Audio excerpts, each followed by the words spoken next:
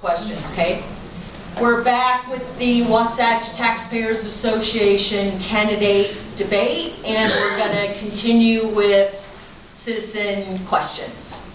My name is Brooke, and my question is, Perry kind of brought this up, it's kind of been discussed, but Rachel and Mikey both live in the northeast corner of the valley within a few blocks of each other, including Heidi Franco, who's already on the council, and Matt Brower, the city manager.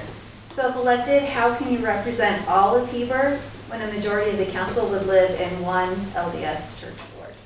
I don't think it's geographic. That's why we don't have districts. I think it's important that we represent our community. I'm really proud that I grew up in this community and that I have had the opportunity to work in multiple jurisdictions, including being a county employee.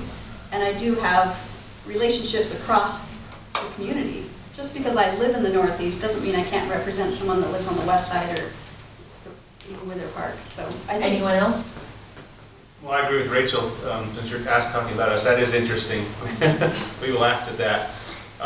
I think we do represent the entire community and the future of the community and the overall good of the community, which oftentimes is a minority view. Not necessarily, I'm not talking race, but a minority. So I know where you guys live over on where the Highway 40, Highway 180 reroute is being discussed. That's important to us too, even though it doesn't affect us. I think we have to listen and make sure that we can do everything that we can do to protect you, to mitigate, to whatever is needed, and not just say, oh, I don't know them, they don't live near me, they didn't vote for me, so what? We have to represent everybody, but I'm not saying the majority either. We have to represent the minority too. Anyone else?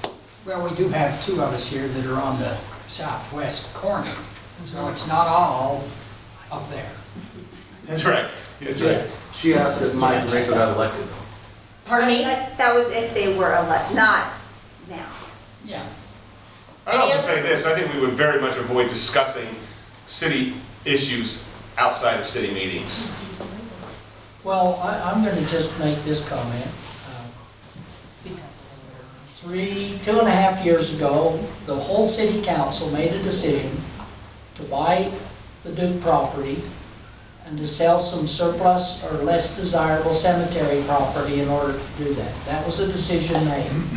I didn't want to go into debt to buy new property, and our sexton, the person that's over our cemetery, said that other property would be way better than the steep and the hilly ground.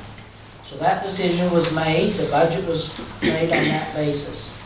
When it kind of got delayed, and I'll be a little bit candid, the mayor lived up there, he liked the view of it staying open. Bart lives up there, he liked the view of it staying open, it just kind of languished. When I pushed that issue this year to get that surplus sold, we had a serious NIMBY effect. We packed 2 city council meetings with people that didn't want it sold. Okay, we listened, we made the vote to just leave it be for now. But I was mocked, in my opinion, by several of the people there that night when I made the comment that we have all of our parks. We have the park that you mentioned on the Red Ledges Park will be built even before the road. That was their commitment. We have the rest of the Duke property will be a park, and all these people showed up and said, we want this to be a park too. And I says, well, here we have 50 acres in one ward boundary, pretty much. And they all wanted it open, they all wanted it, the view, they all thought it was important. And all I said in that meeting, and I was mocked at it, was maybe we ought to spread the parks around a bit. They're all in this part of the city, and there wasn't the, oh, gee, you're right, it was blue, pretty much. You try to get your parks, we want this to stay apart. I'm talking about cemetery ground that is not that as valuable as moving it over to the Duke property we bought. And we made that decision. So. Thanks, Can Ron. I respond? Yes.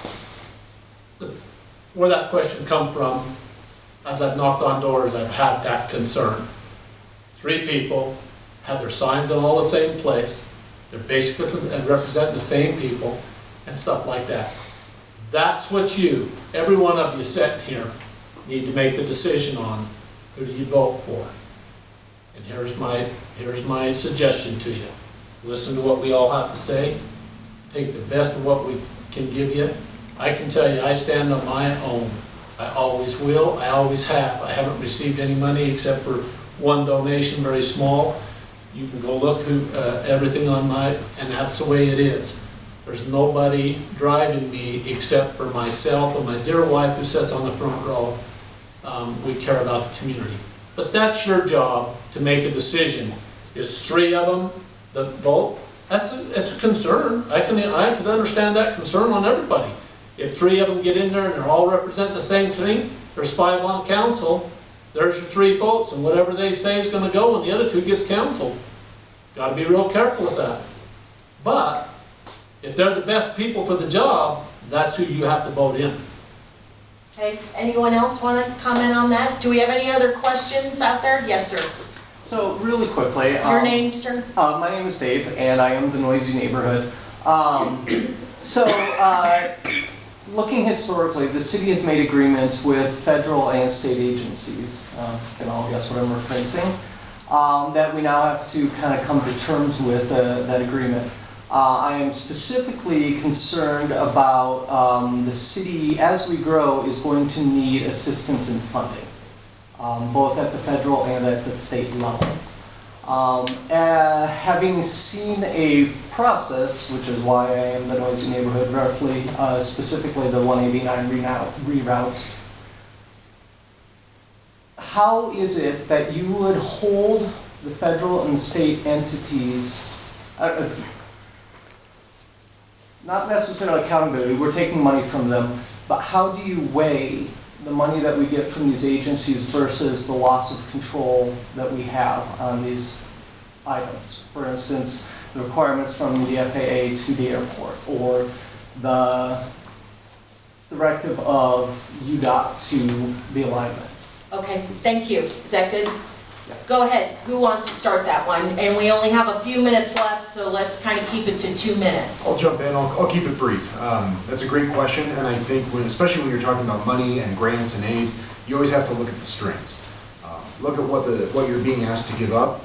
Look at what the conditions are. Accepting aid and grants standing alone as a concept is not a bad idea. There's nothing wrong with that. But at the same time, right, if the city if somebody's approaching the city offering some sort of subsidy or assistance in exchange for, we always need to first examine what the exchange for is to determine, is that really in the best interest of the city and its residents, or is it not? And that's going to be a case-by-case evaluation with each consideration. But you have to look at the strings and you have to decide, is this going to be in the best interest of the city? Is the aid we get in greater interest to the majority of the people relative to what we're giving up, or is what we're giving up far too disproportionate? Okay, anyone else quickly? I would strongly resist, if at all possible, any aid. It always comes with strings. The mess we have at the airport is because we make in perpetuity committees. I'm really frustrated that our airport master plan, the main person that did that to us, is on that board, but I didn't get to pick him. But if there just are always strings, and my concern about this big annexation north of us is that right now the city that we have is self-sustaining on sales tax and property tax. We're taking care of ourselves.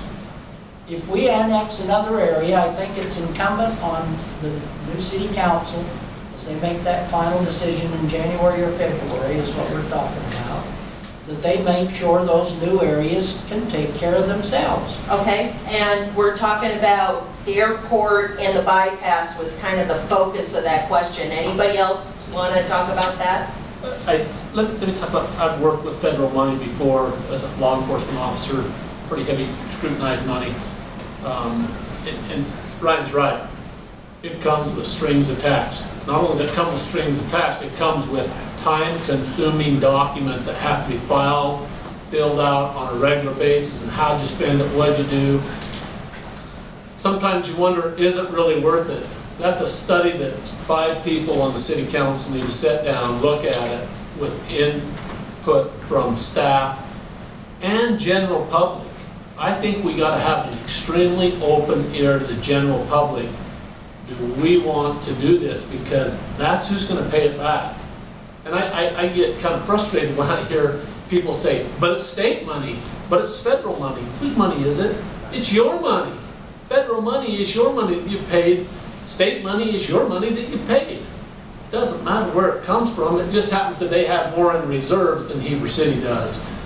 But they want a lot more paperwork to prove where it goes. And then the bureaucrats in Washington do whatever they want to do to throw it under the table. Okay, anybody else want to comment?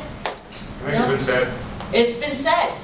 Thanks for coming tonight, and the ballot should be out October 15th. Thanks so much. Thank you.